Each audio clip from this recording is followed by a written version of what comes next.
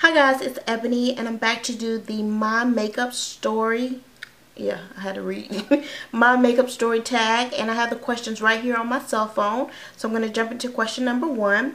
And question number 1 is, how old were you when you started wearing makeup? Now, I specifically remember being 14 years old when I started wearing makeup, but I don't remember if that was either legally or illegally. And what I mean by that is I don't remember if at age 14 I was allowed by my dad and my stepmom to wear makeup, or if I started sneaking and wearing it before I got the okay from them. I do remember a point in time where I used to buy makeup from Walmart, have it in my backpack, sneak to school, put on what I wanted to, and then have it washed off by the time I got home. But I can't remember if that was 14 or what. So, but I do remember I was 14. How did you get into makeup?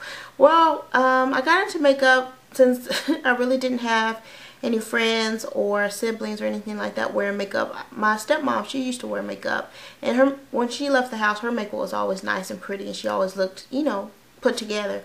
So she used to have just a small makeup bag, and it's so funny because she always looked so nice and pretty and put together, and she only had a small makeup bag about this big, about this wide, that she used to have on the bathroom counter, and that had everything in there that she needed to do her look.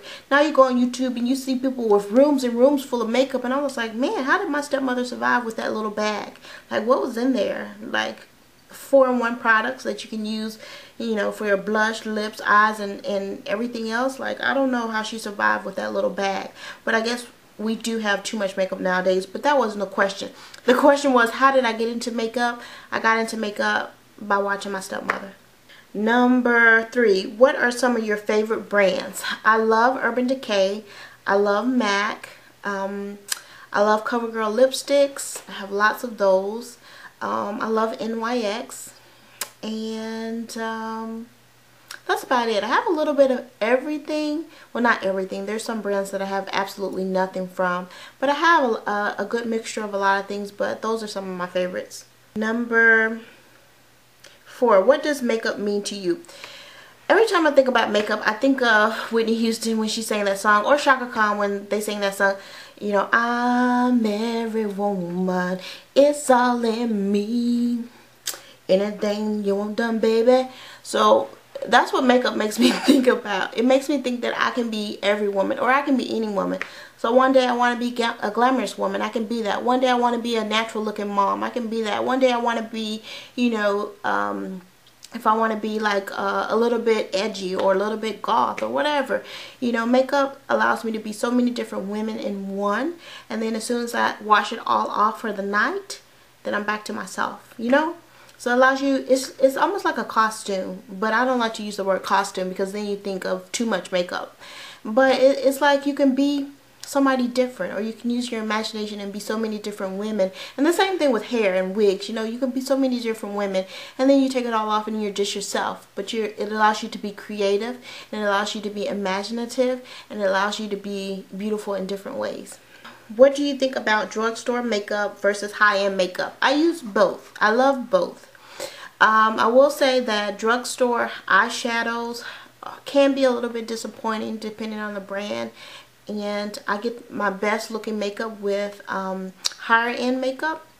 But as far as lipsticks, lip gloss, to me they're pretty much the same. I'll purchase either and they work just fine. Foundations, there's some great drugstore foundations.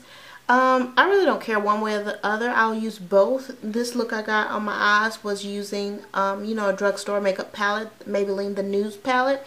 So you can get beautiful looks with drugstore makeup. It's just sometimes the quality on certain products may be hit or miss, but for the most part, I'll use either. What is one tip of advice you can give a beginner? So I'm going to do a whole video for beginner makeup because I did have a new subscriber request that, and I'm sorry for the delay, please forgive me, but I'm going to do a video about that. If I only had one tip to give in this video, and that would be to do what makes you feel beautiful. If you watch YouTube, you will see people doing a whole lot of stuff to their face, including me sometimes, you know, a whole lot of stuff to their face, and all of that is not really necessary on a day-to-day basis. So don't feel like you have to, you know, highlight under your eye and highlight your forehead, and don't feel like you have to do all that, or, you know, make your eyebrows. It was so funny because I was watching somebody's video, Gabe from Gabe and Babe. She did a get ready with me video.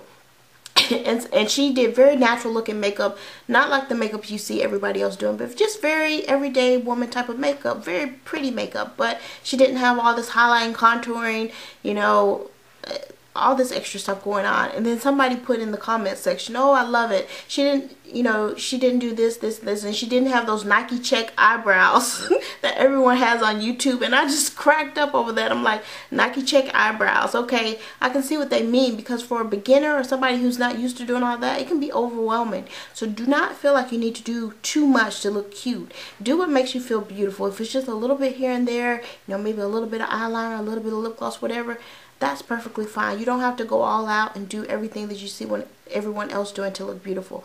You know, whatever makes you look beautiful when you look into the mirror. What is one makeup trend you never understood?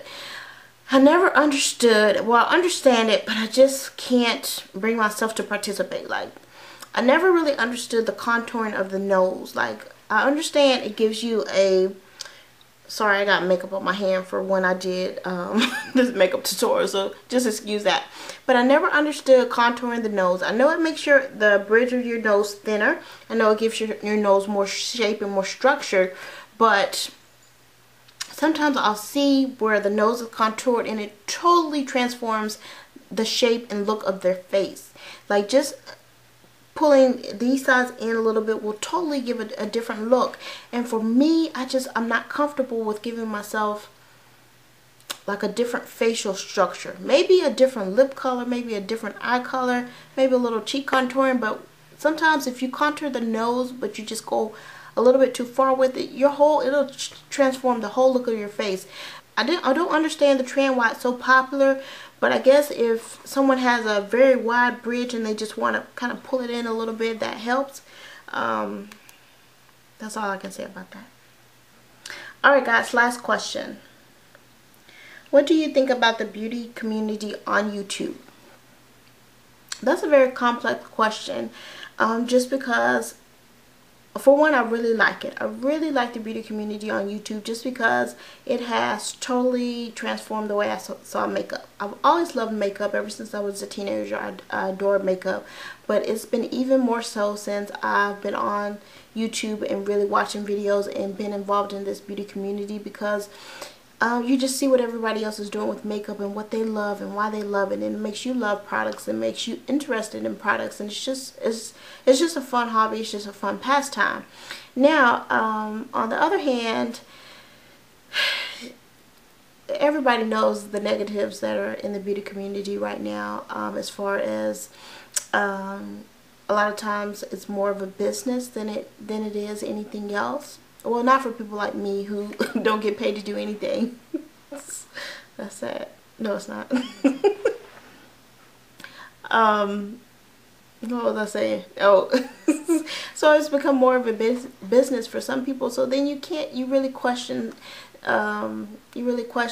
their motives behind certain products and things like that. You don't know if things are sponsored. If they are sponsored, you don't know if that person really likes them, or if they're just showcasing them because they're sponsored, and things like that kind of make you feel some type of way about certain videos. But overall, I really like it. I really think that for the most part, there's a lot of positivity in the beauty community. I get a lot of positivity on my videos from women, and I love you guys and I appreciate you guys. And if you don't get all wrapped up in drama, then it's really, really a nice place to be, you know. So that's it for this video. If you're watching this video, guess what? You're tagged. If you don't make videos, I don't care. You're still tagged.